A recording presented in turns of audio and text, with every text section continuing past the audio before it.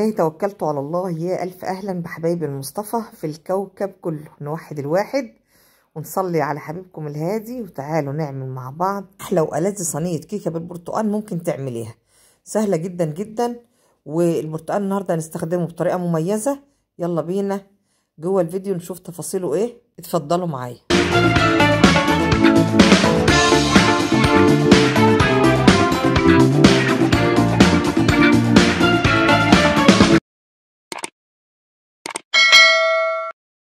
بنصور النهارده كيكه البرتقال من عمايل واحده من متابعاتنا الجمال ام محمد. هي بعتت لي الفيديو متصور وانا هسجل لكم بس عليه الصوت. طبعا اول حاجه عملتها ولعت الفرن على 180. ده لو المؤشر بتاع فرنك عليه ارقام، ما عليهوش ارقام خلي الحراره متوسطه، ولو المروحه شغاله شغلي المروحه عشان تبقى حراره الفرن كلها متساويه على ما تجهزي صينيتك.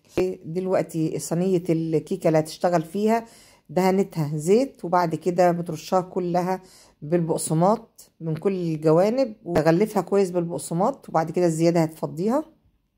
اول حاجه معايا 4 بيضات، تحط عليهم ظرف فانيليا او معلقه فانيليا سايله. حط البيض لوحده الاول كويس، بعد كده ضفت معلقه ونص خل ابيض كبيره على الخليط. ما تقلقيش طعمه مش بيبان خالص، لكن بيزود هشه الكيكه. بعد كده ضفت كوبايه ونص سكر واستمرت فيه الضرب لغايه ما امتزج الخليط السكر والبيض والفانيليا مع بعض، لغايه ما السمك بتاعهم بيتقل شويه ولونهم بيبقى ابيض زي ما انتم شايفين كده. ومج كده زيت الا ربع، يعني المج ده اللي انا هعاير بيه كل الخامات هيكون هو نفسه واحد، بس دي مش كوبايه مليانه زيت، دي كوبايه الا ربع. هضربها مع الخليط السابق كله يتضربوا كويس يمتزجوا مع بعض لونهم يفتح كده.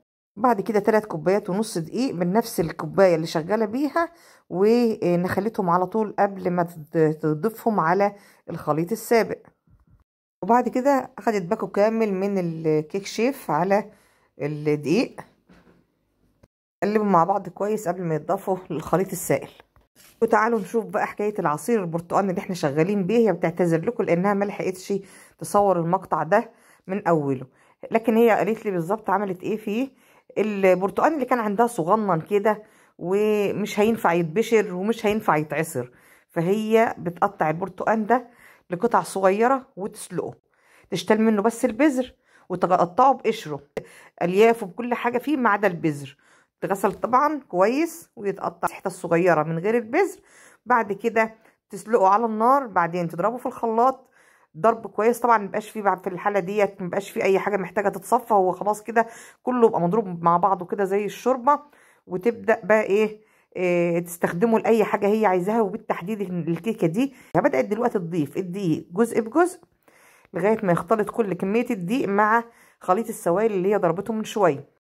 الخليط تقل معاه، بدأت تزود البرتقال. طبعا زي ما انتم شايفين ان هو تقيل عشان ضربه مع بعضه كله اليافه بقشره بكل حاجه. وكان اتقل من كده كمان، لكن هي خفته بكوبايه ميه. وتبدأ طبعا بقى تزود الدقيق، ترجع تاني تكمل الدقيق. هي مطلعه كوبايتين عصير برتقال للصينيه دي، استخدمت منهم جزء ولسه على حسب ما هتحتاج، على حسب العجينه بتاعتها ما تحتاج. هتضرب بقيه الدقيق مع الخليط بالسوائل يمتزج كله كويس الاول ويكون كريمي كده وناعم. المرحله دي شغاله يدوي، ومن الاول كمان ممكن تشتغل يدوي او تضربي الخليط الاولاني في الخلاط اذا ما عندكيش مضرب وعايزاه يتضرب كويس. خلصت كميه الدقيق، الخليط بتاعها لسه محتاج سوائل. كملت بقيه كوبايتين البرتقال. هي الحقيقه بتشتغل زي على حسب نظرها للحاجه محتاجه ايه قدامها، لكن طبعا بالنسبه لبناتنا لازم احط لهم المقادير بالظبط عشان ما يحصلش عندها اي شك في شغلها. فهي حطت 3 كوبايات ونص دقيق ومعاهم كوبايتين عصير برتقال. وزي ما قلت لكم ممكن الدقيق ما يحتاجش الكلام ده، يعني ممكن ما تحتاجيش الكميه دي كلها. يكون نوعيه الدقيق دقيق حلويات، الدقيق كل الاستخدامات يكون نوعيه نظيفه، عشان هو طبعا مهم جدا في نجاح اي شغل بتعمليه. بعد كده اخدت معلقتين ميه دافيين وحطت عليهم حوالي نص معلقه شاي صغير. المعلقه دي كبيره، هي نص معلقه شاي بيكربوناتو اللي احنا بنستخدمها في الطعميه يا جماعه. حطيتها على معلقتين 2 ميه، وهضيفهم على العجين بتاعها زي ما انتم شايفين بيفور كده. بيزود معاها طبعا ارتفاع الكيكه. حلو قوي، بيفتح الكيكه كويس يعني.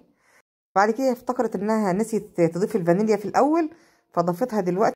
حاجه مهمه البنات، خطوه الفانيليا دي مهمه جدا مع البيض في الاول، ان هي عشان ضايفه خل في الاول فبيمنع لها اي ريحه زفره. بعد كده هي ضافت 3 معالق جوز الهند ناعمه، اضافه مش باينه في العجين قوي لكن طعمها كان حلو قوي في الاكل، كانت زهره كويسه.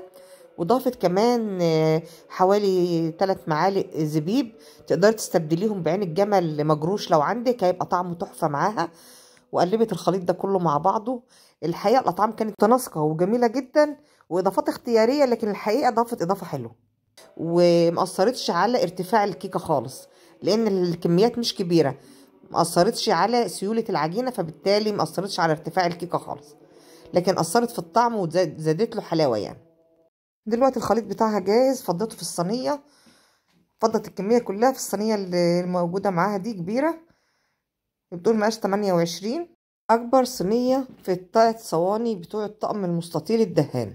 هزتها كده وخبطتها على الرخامه خبطتين علشان تبقى مطمنه ان ما فيهاش اي فراغات. خليتها الفرن، كانت مولعه الفرن على حراره وسط لان زي ما قلت لكم اي فرنها ما فيهاش درجات، فبتظبط الحراره على الوسط كده. ولما الفرن سخن حطت الصينيه بتاعتها بعد ما جهزت، سابتها في الفرن 30 دقيقه وبصت عليها لقيتها لسه محتاجه، سابتها 10 دقايق. بعد كده طلعتها لقيتها استوت كويس من تحت، خدتها ولعت الشوايه عليها كمان 5 دقايق وطفت الشوايه وسابت الصينيه في الفرن لغايه ما بردت. يعني سابتها بتاع 10 دقايق في الفرن مش اكتر من كده، هدت شويه. بعد كده طلعتها وسابتها بره 10 دقايق كمان، بردت خالص وبدات تقطعها زي ما انتم شايفين. كانت جميله جدا جدا. انا اكلت منها، كانت حلوه قوي، طعمها حلو وحجمها حلو وارتفاعها كويس. بسم الله ما شاء الله، يعني صينيه عائليه كده محترمه. ايه فعلا ما خدتش معاها وقت خالص، لان هي بتقولي البرتقال ده لما بيكون موجود عندها بيسهل عليها، بدال الحليب او الكلام ده بتستخدمه في حاجات كتيره. ما شاء الله، تسلم ايديك يا ام محمد. شكلها كمان طعمها كمان كان احلى من الشكل بكتير الحقيقه. بألف هنا وشفا ليها ولولادها، وبألف هنا وشفا لحضراتكم ان شاء الله لما تعملوا الوصفه. بصراحه انا كنت موجوده معاهم، الكيكه ما شاء الله اللهم بارك، الصينيه شربت اتكلت مع شويه الشاي. بألف هنا وشفا بصراحه، يعني كانت تحفه، اللهم بارك اللهم بارك يعني.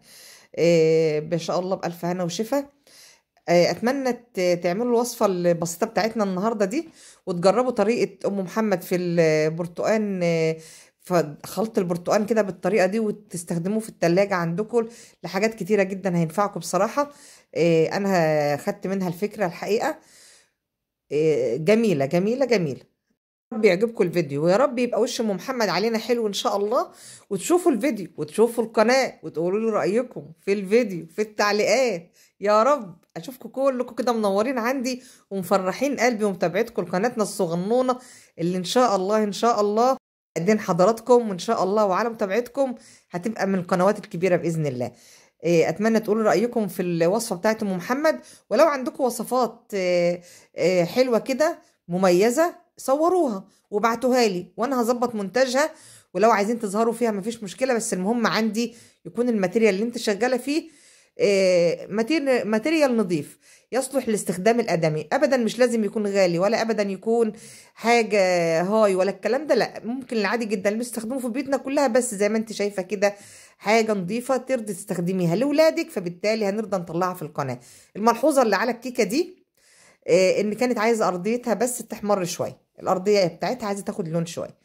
منتظرة تعليقاتكم على الفيديو، منتظرة اعجاباتكم، اشتراككم في القناة اذا كنا نستحق وجودكم المشرف معانا. استودعتكم الله، السلام عليكم.